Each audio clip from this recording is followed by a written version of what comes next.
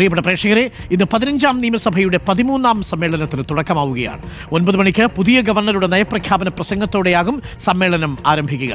രാജേന്ദ്ര വിശ്വനാഥ് ആർലേക്കർ ഗവർണറായി അധികാരമേറ്റ ശേഷമുള്ള ആദ്യത്തെ നയപ്രഖ്യാപനമാണ്. സഭാ സമ്മേളനം പ്രക്ഷുബ്ധമാകുമെന്നുറപ്പാണ്. നിരവധി വിഷയങ്ങളുണ്ട്. KFC, ബ്രൂവറി അഴിമതി, പെരിയ കേസ്, ഇവയെല്ലാം സഭയിൽ ഉന്നയിക്കാൻ പ്രതിപക്ഷം ഒരുങ്ങുകയാണ്. NM വിജയന്റെ ആത്മഹത്യ ആയുധമാക്കാൻ ഒരുങ്ങുകയാണ് ഭരണപക്ഷം. TV പ്രസാദ് ചേരുന്നു കൂടുതൽ വിവരങ്ങളുമായി. TV Prasad, good morning. TV Prasad, അങ്ങനെ നിയമസഭ വീണ്ടും ചേരുകയാണ്. വീണ്ടും ഒരു നയപ്രഖ്യാപന പ്രസംഗം. പക്ഷേ ആരിഫ് മുഹമ്മദ് ഖാൻ പോയതിനു ശേഷം നയപ്രഖ്യാപന പ്രസംഗത്തിൽ വലിയ സംഘർഷമൊന്നുമില്ല. അതിൽ വലിയ ബുദ്ധിമുട്ടുകൾ ഉണ്ടാവില്ല. അതിലൊരു വാർത്താ സാധ്യതയും നമ്മൾ കാണുന്നില്ല എന്ന് വേണമോ കരുതാൻ? പുതിയ ഗവർണർ ആർലേക്കറാണ് നയപ്രഖ്യാപന പ്രസംഗം വായിക്കുക. ഒട്ടേറെ വിഷയങ്ങൾ ഇന്ന് സഭയുടെ പരിഗണനയിൽ വരും. ആദ്യ ദിനം തന്നെ പ്രക്ഷുബ്ധമാകുമോ? TV Prasad, good morning. Good morning Arun. Good morning Arun. ആദ്യ ദിനം ശാന്തം തന്നെയാണ്. കാരണം നയപ്രഖ്യാപന പ്രസംഗത്തിൽ ഒരു ബുദ്ധിമുട്ടും നിലവിലില്ല. നേരത്തെ നമുക്കറിയാം കേന്ദ്രത്തിനെ കുറിച്ച് പറയുന്ന ഭാഗം അത് വായിക്കാതെ പോയിട്ടുണ്ട്. അതിൽ പ്രതിഷേധം അറിയിച്ച് നയപ്രഖ്യാപന പ്രസംഗം ആരിഫ് മുഹമ്മദ് ഖാൻ ആണെങ്കിൽ അത് മടക്കി അയച്ചിട്ടുണ്ട്. അങ്ങനെ പല പ്രതിസന്ധികളും ഉണ്ടായിരുന്നു. പക്ഷേ നിലവിൽ അർലേക്കറിൻ്റെ സാഹചര്യം, പുതിയ ഗവർണറായി വന്നു, നിലവിൽ ഇതുവരെ ഒന്നുമില്ല. സർക്കാർ തയ്യാറാക്കിയ മന്ത്രിസഭ അംഗീകരിച്ച നയപ്രഖ്യാപന പ്രസംഗം അതുപോലെ തന്നെ വായിക്കും എന്നാണ് മനസ്സിലാകുന്നത്.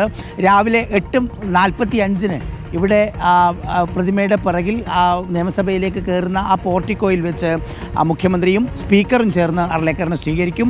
8:45 സമയം പറഞ്ഞത്. കൃത്യം 9 മണി തന്നെ ദേശീയഗാനത്തോടു കൂടി തുടങ്ങി ആ നയപ്രഖ്യാപന പ്രസംഗം അവതരിപ്പിക്കും. എന്തൊക്കെ കാര്യങ്ങളാണ് കേന്ദ്ര സർക്കാരിനെതിരെ പ്രധാനമായും പറയുന്നത് എന്നുള്ളത് ഏറ്റവും ശ്രദ്ധേയമാണ്. ആ ഭാഗം അർലേക്കർ വായിക്കുമോ എന്നുള്ളതും ഏറ്റവും പ്രധാനപ്പെട്ട കാര്യം തന്നെയാണ്.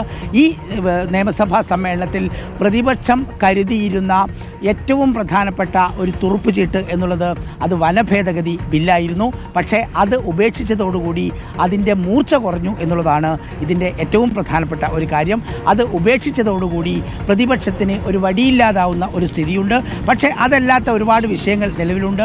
സാമ്പത്തിക പ്രതിസന്ധിയുടെ ഭാഗമായുണ്ട്, പെരിയ കേസുണ്ട്, അങ്ങനെ തുടങ്ങി ഒരുപാട് കാര്യങ്ങളുണ്ട്. പക്ഷേ അതൊക്കെ പറയുമ്പോഴും ഭരണപക്ഷത്തിന് പിടിച്ചു നിൽക്കാൻ പറ്റുന്ന ഏറ്റവും പ്രധാനപ്പെട്ട പിടിവള്ളി എന്നുള്ളത് അത് വയനാട്ടിലെ ആത്മഹത്യയാണ്. അതിൽ MLA ആരോപണ വിധേയനായി, പ്രതിപക്ഷ MLA ആരോപണ വിധേയനായി നിൽക്കുന്ന ഒരു സാഹചര്യം.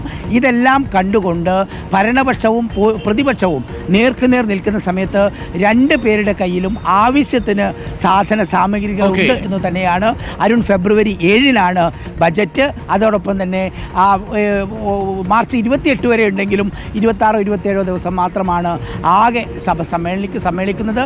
ഇന്ന് എന്തായാലും എല്ലാ മുന്നൊരുക്കങ്ങളും ഇവിടെ തയ്യാറായി കഴിഞ്ഞു. 8:45 പുതിയ ഗവർണർ ഇവിടെ എത്തും. ഓക്കെ, നമുക്ക് കാത്തിരിക്കാം. പ്രിയപ്പെട്ട പ്രേക്ഷകരെ, നിയമസഭാ സമ്മേളനത്തിലേക്ക് നമുക്ക് പോകേണ്ടതുണ്ട് ഇപ്പോൾ.